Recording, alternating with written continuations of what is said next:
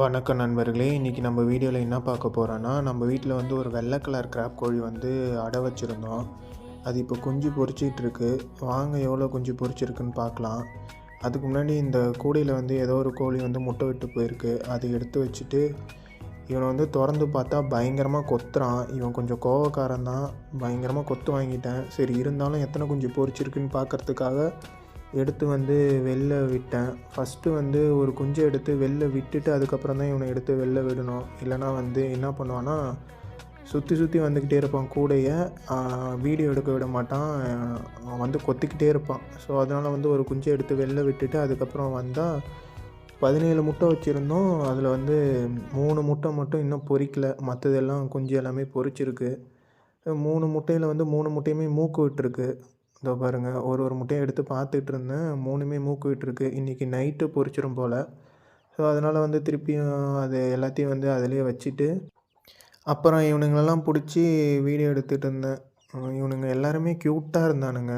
ஏன்னா வந்து எல்லாருமே வந்து ஒரு மாதிரி சூப்பர் கலரில் இருந்தானுங்க. அவங்க அம்மா மாதிரியே வந்து ஒயிட்டில் எல்லாமே மிக்ஸ் ஆகி ஒரு மாதிரி க்யூட்டாக இருந்தது. அதில் ஒரு கிராப் கோழியை வந்து எடுத்து பிடிச்சி பார்த்துக்கிட்டு இருந்தேன். க்யூட்டாக இருந்தான் இவன். ஸோ இதில் வந்து கிராப் கோழி வந்து ஒன்று தான் இருக்குது, கிராப் கோழி குஞ்சு. ஏன்னா இது முட்டையை வந்து மாற்றி வச்சுட்டாங்க இன்னொரு கோழிக்கு. அதில் வந்து கொஞ்சம் கிராப் கோழி குஞ்சு போயிடுச்சு. ஸோ ஒன்று ஒன்றா எடுத்து பார்த்துட்டு அப்புறம் சரி நைட்டு வந்து பார்த்தா இவனுங்களை வந்து அந்த 2 முட்டை மட்டும் இன்னும் பொரிக்காமலே இருந்தது. சாக்கில் இடமும் பத்தலை.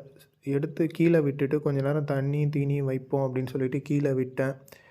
கீழே விட்டா பயங்கரமாக தீனி சாப்பிட்டான். ஏன்னா 3 நாளாக அடையில உட்காந்துருக்கான். 3 நாளாக பொரிச்சிக்கிட்டு இருக்கு.